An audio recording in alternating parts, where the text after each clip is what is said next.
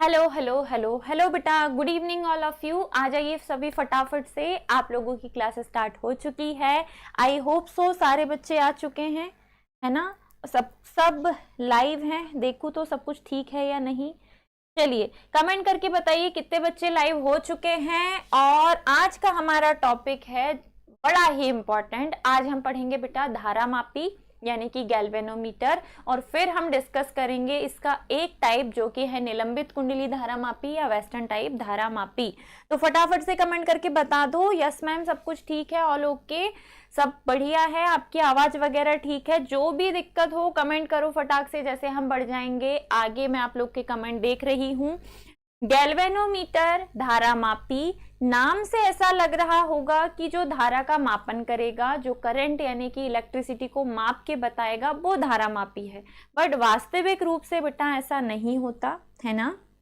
In real धारा मापी जो है वो एक ऐसा उपकरण है जो कि किसी परिपथ में धारा की उपस्थिति या उसकी दिशा बताता है।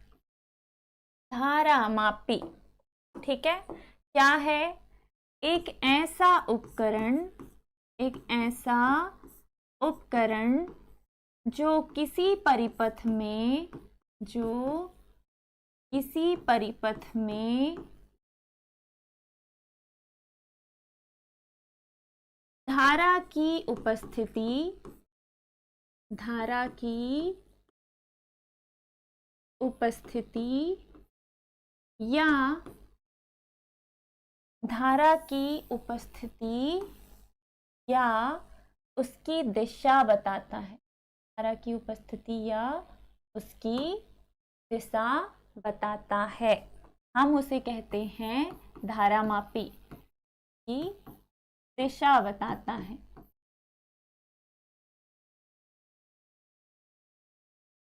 हम उसे कहते हैं धारा मापी। ओके ठीक है, एवरीथिंग इज फाइन। चलिए बढ़िया, इंपॉर्टेंट क्वेश्चन है बेटा, 4 मार्क्स का क्वेश्चन हम पढ़ रहे हैं। 4 मार्कर क्वेश्चन में धारा मापी और इसके प्रकार हम डिस्कस करेंगे। इन प्रकारों में एक प्रकार आज हम पूरा पढ़ेंगे। हमें उसकी संरचना समझनी है, हमें उसका सिद्धांत समझना है, और साथ में ये भी कि वो कितनी धारा की उपस्थिति बता सकता है। फिर धारा मापी जो है, मुख्यतः धारा मापी को बेटा इंग्लिश में गैल्वेनोमीटर कहा जाता है। तो ये गैल्वेनोमीटर के नाम से भी पूछ लेता है, इसीलिए मैंने हेडिंग दी है गैल्वेनोमीटर। ये मुख्यतः 2 प्रकार के होते हैं। There are 2 types of galvanometer. एक होते हैं चल चुंबक धारा मापी, एक होते हैं चल चुंबक धारा मापी, और दूसरे होते हैं चल कुंडली धारा मापी। नंबर 1 इज चल चुंबक और दूसरे हैं चल कुंडली धारा मापी। ऐसे धारा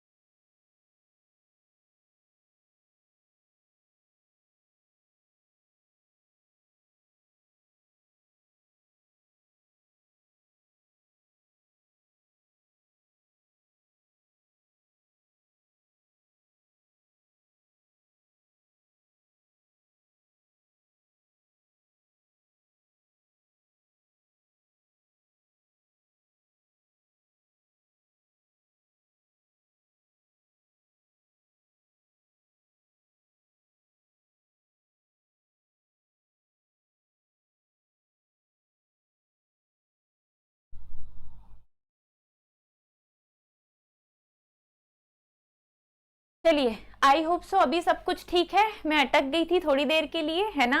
वो एक्चुअली मैडम चार्जर कनेक्ट करना भूल गई और मोबाइल मियाँ बोले कि हम तो चले सोने, है ना। ध्यान हमें रखना चाहिए, हमारा काम है। सर का क्या है, वो तो बस फंसा के चल दिए और उसके बाद सुनना भी नहीं है कि क्या दिक्कत हो गई। चलो, धारामापी क्या होते हैं? ऐसे उपकरण जो किसी परिपथ में धारा की उपस्थिति या उसकी दिशा बताने का काम करेंगे। धारा की उपस्थिति बताने वाले या उसकी दिशा बताने वाले उपकरण को धारामापी कहते हैं। ये दो प्रकार के होते हैं, एक है बेटा चल चुंबक और दूसरा है चल कुंडली धारामापी। वे धारामापी जिनमें चुंबक घूमने का काम करेगी और कुंडली स्थिर रहेगी, कुंडली नहीं घूमेगी, ऐसे धारामापी को हम, ऐसे गैल्वेनोमीटर को हम चल चुंबक धारामापी कहेंगे। इसका उदाहरण आपको याद रखना है, स्पर्शज्या धारामापी यानी कि स्पर्शज्या गैल्वेनोमीटर। दूसरा, जिसमें कुंडली घूमेगी, चुंबक स्थिर रहेगी, ऐसे धारामापी को हम चल कुंडली धारामापी कहते हैं। ये दो प्रकार के होते हैं। एक होता है बच्चा निलंबित कुंडली धारामापी, जिसे सस्पेंडेड क्वाइल गैल्वेनोमीटर कहा जाता है। निलंबित कुंडली धारामापी को सस्पेंडेड क्वाइल गैल्वेनोमीटर कहते हैं। दूसरा होता है दूसरा टाइप भूल गई मैडम, है ना, किलकित कुंडली धारामापी। किलकित कुंडली धारामापी, इसे वेस्टर्न टाइप धारामापी भी कहा जाता है। इसका एक और नाम आपको याद रखना है, वेस्टर्न टाइप धारामापी। तो चल कुंडली धारामापी मतलब ऐसे धारामापी जिनमें कुंडली रोटेट होगी, कुंडली घूमेगी, चुंबक स्थिर रहेंगे, हम उन्हें कहते हैं चल कुंडली धारामापी। चुंबक स्थिर रहेगी, कुंडली रोटेट होगी, कुंडली हम बनाएंगे तांबे के तार को लपेटकर। ये जो धारामापी होते हैं ये दो प्रकार के होते हैं, निलंबित कुंडली और किलकित कुंडली धारामापी। नाउ क्वेश्चन, आज का जो हमारा टॉपिक है वो है गैल्वेनोमीटर यानी कि धारामापी। इसके बाद हम समझेंगे निलंबित कुंडली धारामापी की संरचना और सिद्धांत। मतलब आज हमें टाइप नंबर 1 डिस्कस करना है, चल कुंडली धारामापी का प्रकार जो कि है निलंबित कुंडली धारामापी। आज हम इस पर बात करेंगे, ठीक है। जितने भी बच्चे जुड़े हैं, I request all of you please video को लाइक कर देना और अपने दोस्तों को शेयर जरूर कर देना। क्या पढ़ना है हमें पढ़ना है निलंबित कुंडली धारामापी, जिसे हम कहेंगे गैल्वेनोमीटर। कौन सा गैल्वेनोमीटर? तो इसके साइड में ही हम लिखेंगे कि ये है वेस्टर्न टाइप धारामापी। कौन सा धारामापी है ये? वेस्टर्न टाइप धारामापी। वेस्टर्न टाइप धारामापी। ओके, चलिए क्या है ये धारामापी, आइए समझते हैं इसकी संरचना। सबसे पहले एक आयताकार शेप लेते हैं जो कि होगा वाइट कलर। हमने एक आयताकार शेप ले लिया।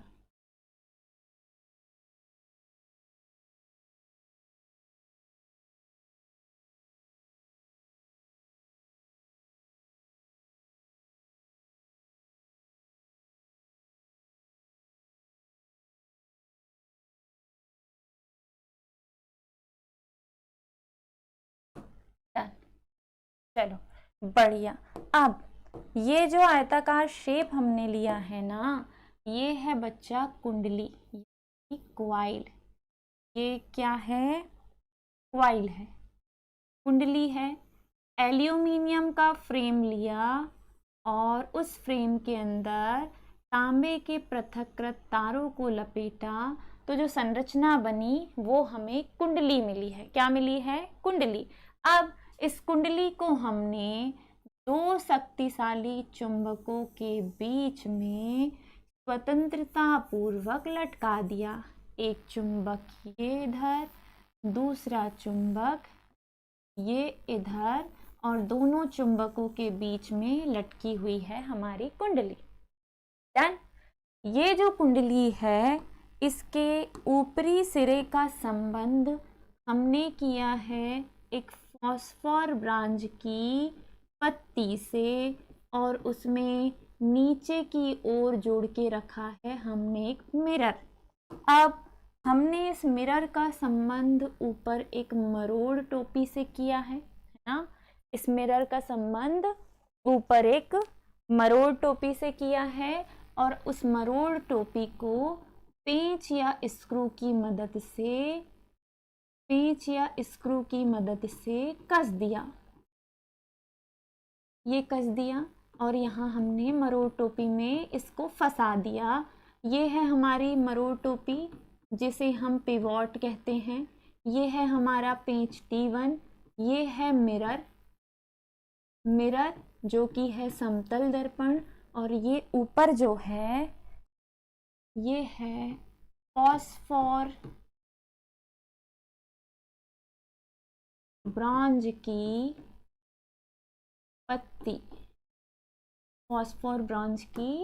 पत्ती। दो शक्तिशाली चुंबकों के बीच में हमने बढ़िया से इस कुंडली को लटका दिया। अब ये जो कुंडली है इसके निचले सिरे का संबंध हम एक स्प्रिंग से करते हैं, और स्प्रिंग को ले जाकर एक पिवॉट में फंसा देते हैं, खांच में, मरोड़ टोपी में, और इसे भी हम स्क्रू या पेंच की मदद से कस देते हैं। ये रही स्प्रिंग। अब ये है चुंबक, ये भी है चुंबक, ये है हमारी कुंडली जिसका नाम है ABCD। एल्यूमिनियम का आयताकार फ्रेम लिया है। एल्यूमिनियम के आयताकार फ्रेम के ऊपर तांबे के पृथक्कृत तारों को लपेटकर हमने एक कुंडली तैयार की है, और इस कुंडली को हमने स्वतंत्रता पूर्वक लटका दिया। कुंडली के ऊपरी सिरे का संबंध हमने एक समतल दर्पण से किया है, और समतल दर्पण के ऊपर ही एक फॉस्फोर ब्रांच की पतली पत्ती जुड़ी हुई है। इसका कनेक्शन हमने ऊपर करके रखे हैं एक मरोड़ टोपी से, पिवॉट से, जिसमें हमने इसे फंसा के लटका के रखा है, इसको, कुंडली को, और मरोड़ टोपी को पेंच या स्क्रू के सहायता से कस दिया। फिर कुंडली का संबंध नीचे हमने एक स्प्रिंग से किया है, स्प्रिंग का संबंध एक और पिवॉट से किया है, और इसे भी पेंच T2 के माध्यम से हमने कस दिया है। ठीक है, पेंच T2 के माध्यम से कस दिया है। यहाँ ये नहीं भी लगाओगे तो भी हमारा काम चल जाएगा, हम सीधे इसे कस देंगे। ठीक है, अब ये जो संरचना बनी है यही है निलंबित कुंडली धारामापी या वेस्टर्न टाइप गैल्वेनोमीटर की संरचना। ध्यान से सुनिएगा। एल्यूमिनियम के आयताकार फ्रेम पर तांबे के पृथक्कृत तारों को लपेटकर एक कुंडली तैयार की जाती है। इस कुंडली को दो शक्तिशाली चुंबकों के बीच में स्वतंत्रता पूर्वक लटका दिया जाता है। ठीक है, कुंडली के ऊपरी सिरे का संबंध एक समतल दर्पण से करते हैं, और समतल दर्पण के ऊपर ही एक फॉस्फोर ब्रांच की पतली पत्ती जुड़ी होती है। इस पत्ती की सहायता से ही कुंडली जब घूमती है, धारा प्रवाहित करने पर कुंडली जब घूमती है तो कुंडली के विक्षेप को पढ़ा जाता है। अगर धारा प्रवाहित होगी, कुंडली घूमेगी तो कुंडली में विक्षेप होगा, रोटेशन होगा। इन रोटेशंस को पढ़ने के लिए ही हमने ऊपर के तरफ एक मिरर यानी कि एक समतल दर्पण लगा के रखा है और लटकाने के लिए ऊपर फॉस्फोर ब्रॉन्ज की पत्ती लगी हुई है जिससे समतल दर्पण का कनेक्शन किया है। और इस पूरे यंत्र को हमने एक खांच, एक मरोड़ टोपी में फंसाकर पेंच यानी कि स्क्रू की सहायता से कस दिया। नीचे भी हमने इस कुंडली का कनेक्शन एक स्प्रिंग से किया और स्प्रिंग को एक पेंच T2 के माध्यम से कस दिया। इस प्रकार ये जो तैयार हुआ है यही है निलंबित कुंडली धारामापी की संरचना। ये जो हमने तैयार की है यही है निलंबित कुंडली धारामापी की संरचना। आपको डायग्राम बनाना है और डायग्राम बना के जो मैंने बोला है आपको वो लिखना है। ठीक है, इतना क्लियर हो गया बेटा? गुड इवनिंग बेटा। चलो इतना क्लियर हो गया। अब क्या करें? तो हम जानते हैं जब भी कभी कुंडली में धारा प्रवाहित होगी तो मान लो इस कुंडली में बहने वाली धारा है I। कुंडली में जो आपने तांबे के तार लपेट के रखे हैं उन तांबे के तारों के फेरों की संख्या है N। ठीक है, कुंडली में बहने वाली, देखो हमें धारा मापी का उपयोग क्यों करना है? क्योंकि हमें धारा की उपस्थिति या उसकी दिशा बतानी है। तो हम धारा का ही तो मापन कर रहे हैं एक तरीके से। तो हम ये मान रहे हैं, क्या मान रहे हैं? यदि कुंडली में बहने वाली धारा, कुंडली में बहने वाली धारा क्या हो? I हो, फेरों की संख्या N हो। फेरों की संख्या क्या हो बच्चा? N हो। फिर कुंडली का क्षेत्रफल, कुंडली का क्षेत्रफल, कुंडली का क्षेत्रफल क्या हो? क्षेत्रफल A हो।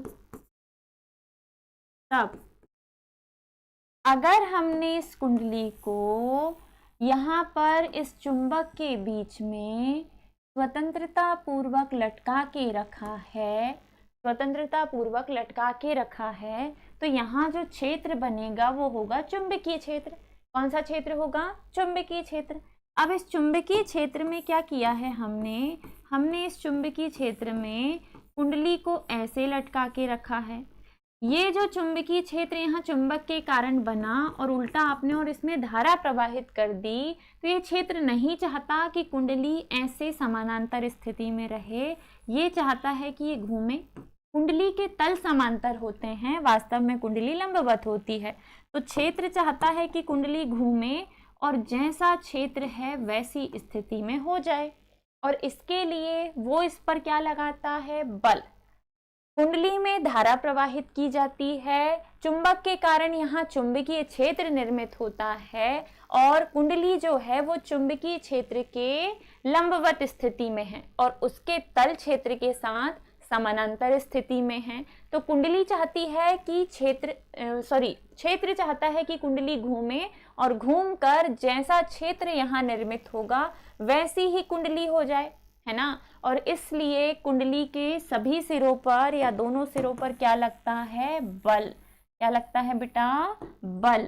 तो हम बोलेंगे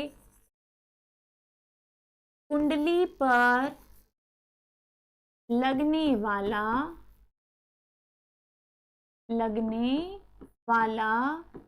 बल आघूर्ण।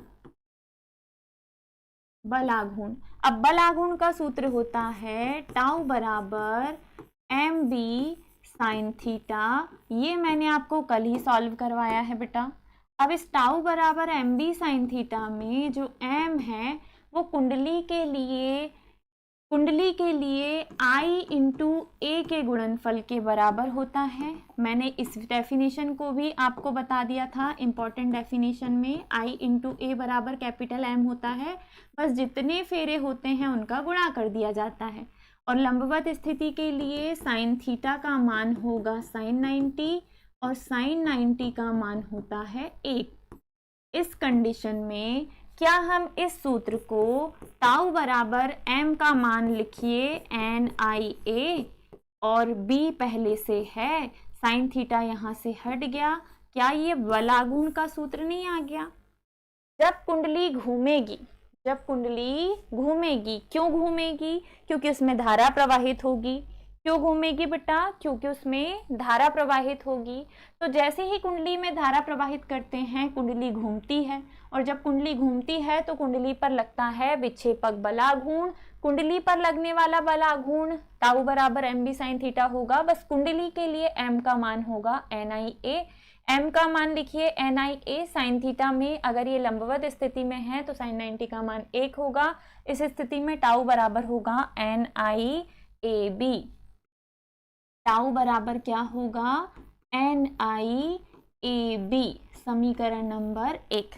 अब देखो, जब कुंडली घूमेगी, रोटेट होगी, तो कुंडली के साथ साथ स्प्रिंग भी घूमेगी।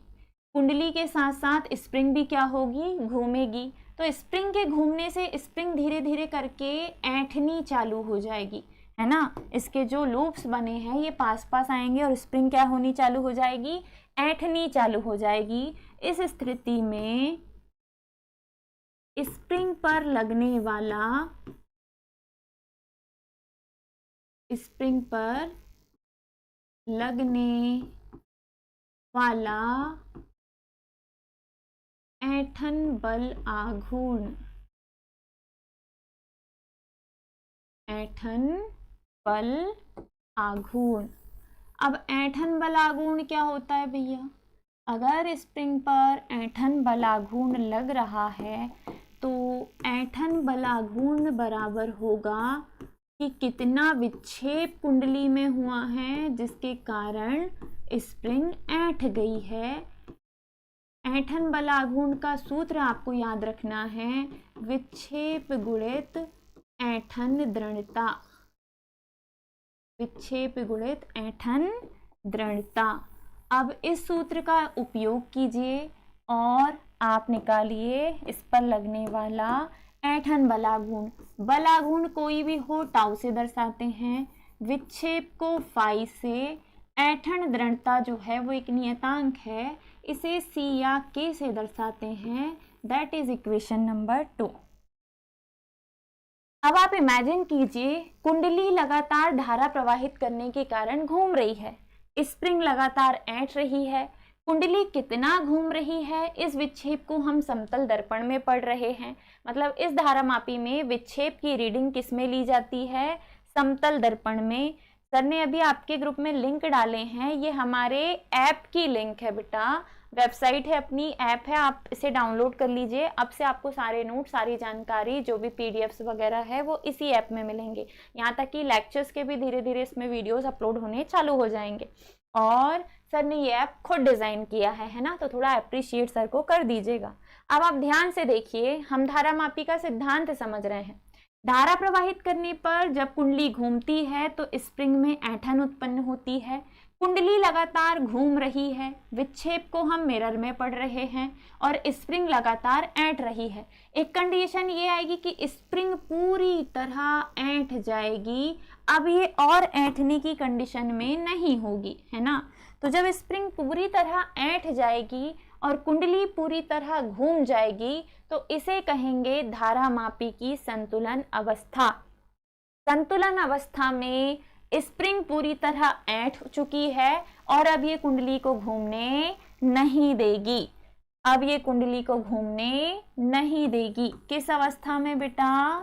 संतुलन अवस्था में। संतुलन अवस्था में जो कुंडली पर लगने वाला विक्षेपक बल आघूर्ण है, कुंडली पर आरोपित कौन सा बल आघूर्ण?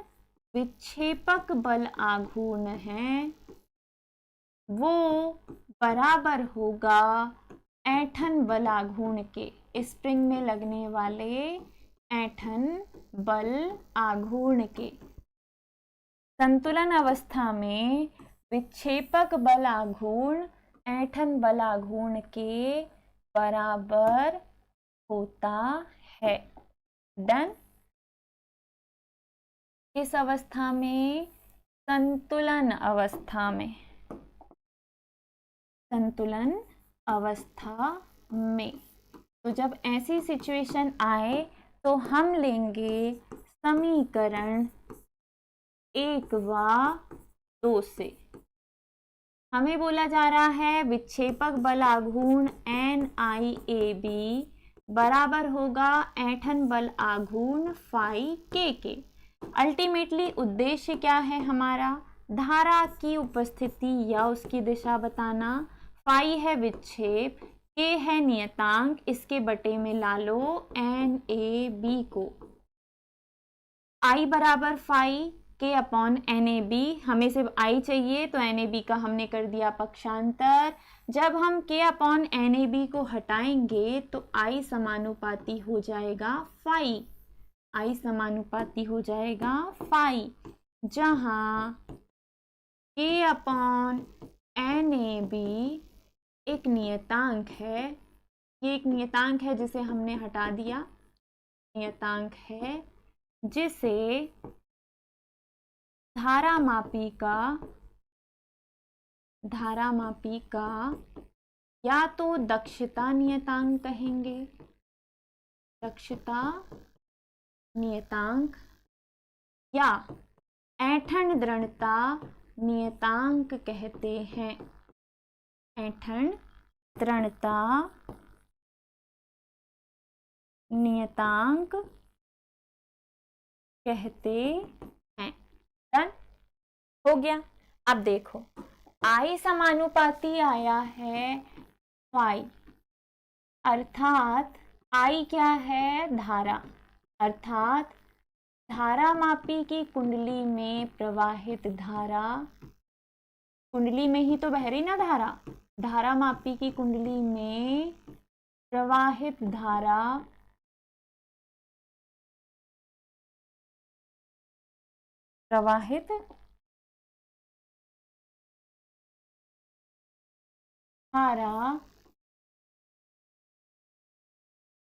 कुंडली में उत्पन्न विक्षेप के, फाई क्या है बेटा?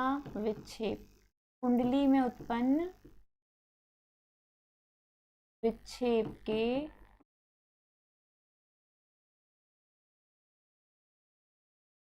समानुपाती होती है।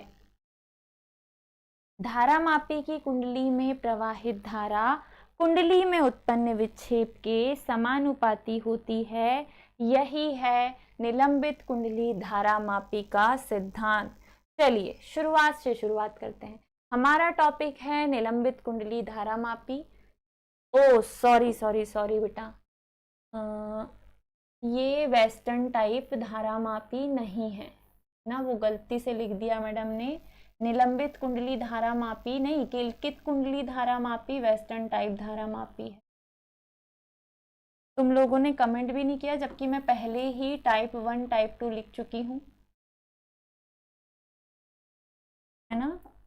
पहले ही देखो जब मैंने यहाँ समझाया था आपको, तो ये रहा निलंबित कुंडली धारामापी, और किलकित कुंडली धारामापी को वेस्टर्न टाइप धारामापी कहा जाता है ना। तो थोड़ा सा कंफ्यूजन हो गया, मैडम ने किलकित को वेस्टर्न टाइप लिखना था और निलंबित को वेस्टर्न टाइप लिख दी, कोई बात नहीं, बाकी पूरा सही समझा है हमने। हमारी संरचना में एल्यूमिनियम के आयताकार फ्रेम पर तांबे के तार को लपेटकर हमने ABCD एक कुंडली तैयार की, जिसे 2 शक्तिशाली चुंबकों के बीच में स्वतंत्रता पूर्वक लटका दिया। कुंडली के ऊपरी सिरे का संबंध एक समतल दर्पण से किया और इसका कनेक्शन फॉस्फोर ब्रांच की पतली पत्ती से किया, और इस पत्ती को मरोड़ टोपी की सहायता से स्वतंत्रता पूर्वक लटका दिया और मरोड़ टोपी को पेंच T1 की सहायता से कस दिया। आगे कुंडली के निचले सिरे का संबंध हमने एक स्प्रिंग से किया है और स्प्रिंग को पेंच T2 की सहायता से कस दिया है। अब जब धारामापी में धारा प्रवाहित होगी, मतलब कुंडली में धारा प्रवाहित होगी, तो धारा प्रवाहित करने के कारण कुंडली घूमेगी और इन विक्षेप को हम समतल दर्पण में पढ़ेंगे। हमें बस विक्षेप नोट करने हैं, इसी की उपस्थिति हमें बताएगी कि कितनी और कैसी धारा आ रही है और किस दिशा से आ रही है। अब जब कुंडली में धारा प्रवाहित होगी तो कुंडली में लगेगा विक्षेपक बल आघूर्ण, कुंडली घूमेगी और विक्षेपक बल आघूर्ण का सूत्र होता है टाउ बराबर mb sin थीटा। इस कैपिटल M में अगर चुंबक होता तो कुछ और होता, लेकिन यहाँ क्या है, कुंडली, और कुंडली के लिए कैपिटल M का मान होता है NiA। ये मैं तुम्हें इंपॉर्टेंट डेफिनेशंस में बता चुकी हूँ। साइन थीटा में अगर लंबवत स्थिति हो तो साइन 90 का मान 1 होता है। इस स्थिति में टाउ बराबर होता है NiAB। अब जब कुंडली घूमेगी तो स्प्रिंग भी घूमेगी, स्प्रिंग घूमेगी तो स्प्रिंग धीरे धीरे ऐंठेगी, स्प्रिंग में धीरे धीरे ऐंठन उत्पन्न होगी, जिसके कारण स्प्रिंग में लगेगा बेटा ऐंठन बलाघूर्ण, और ऐंठन बलाघूर्ण का सूत्र होगा विक्षेप गुणित ऐंठन दृढ़ता। ये फॉर्मूला है जो कि आपको याद रखना है। बलाघूर्ण कोई भी हो टाउ से दर्शाते हैं, विक्षेप को फाई से, ऐंठन दृढ़ता को नियतांक के से दर्शाते हैं। तो टाउ बराबर फाई के। अब दोनों तरफ टाउ के ही मान निकले हैं तो दोनों मानों को बराबर कर सकते हैं, या हम ये कहेंगे कि संतुलन अवस्था में अब कुंडली पूरी तरह घूम गई, स्प्रिंग पूरी तरह ऐंठ गई, तो अब स्प्रिंग कुंडली के घूमने का क्या करेगी, विरोध। इसे कहेंगे संतुलन अवस्था, जब दोनों बलाघूर्ण आमने सामने हो जाएंगे, दोनों बलाघूर्ण हो जाएंगे बराबर। मैडम ने यहाँ आघूर्ण वर्ड लिखना भूल गई, यहाँ पर आघूर्ण वर्ड लिखना मैं भूल गई। चलो, ऐंठन विक्षेपक बलाघूर्ण बराबर होगा किसके, ऐंठन बलाघूर्ण के। अब हमने दोनों के सूत्र आमने सामने बराबर कर दिए। समीकरण 1 का सूत्र ये है, समीकरण 2 का ये। हमें धारा चाहिए तो हमने NAB का पक्षांतर किया, के बटे में आया NAB। ये अगर नियतांक है तो नियतांक को हटाकर समानुपाती हो लिखते हैं। कौन सा नियतांक है, तो इसे धारामापी का दक्षता नियतांक या ऐंठन दृढ़ता नियतांक कहते हैं, जिसे हटाकर हमने यहाँ समानुपाती लगाया। तो अर्थात धारामापी की कुंडली में प्रवाहित धारा कुंडली में उत्पन्न विक्षेप के समानुपाती होती है। यही निलंबित कुंडली धारामापी का सिद्धांत है। और इस धारामापी की सहायता से 10 की घात -8 एम्पियर तक की धारा की उपस्थिति बताई जा सकती है। 10 टू द पावर -8 एम्पियर तक की धारा की उपस्थिति हम बता सकते हैं। साथ ही चूंकि इस धारामापी में विक्षेप को पढ़ने के लिए मिरर यानी कि समतल दर्पण का इस्तेमाल होता है, इसीलिए इसका ट्रांसपोर्टेशन, इसे एक स्थान से दूसरे स्थान तक ले जाने में असुविधा होती है, इसका ट्रांसपोर्टेशन मुश्किल होता है। डन? क्या आपको यहाँ तक समझ में आ गया? यही था बेटा निलंबित कुंडली धारामापी। कल हम पढ़ेंगे किलकित कुंडली धारामापी और इसकी संरचना। गैल्वेनोमीटर हम समझ रहे हैं, धारामापी हमारा टॉपिक था, जिसके अंतर्गत आज हमने डिस्कस किया है निलंबित कुंडली धारामापी और इसकी संरचना और इसका सिद्धांत हमने पढ़ा। आई होप सो आप सभी को समझ में आया होगा।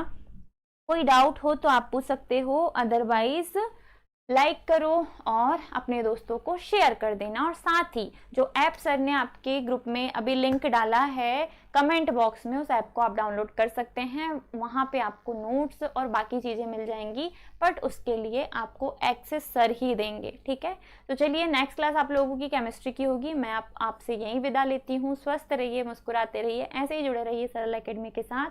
बाय बाय बेटा, टेक केयर, राधे राधे।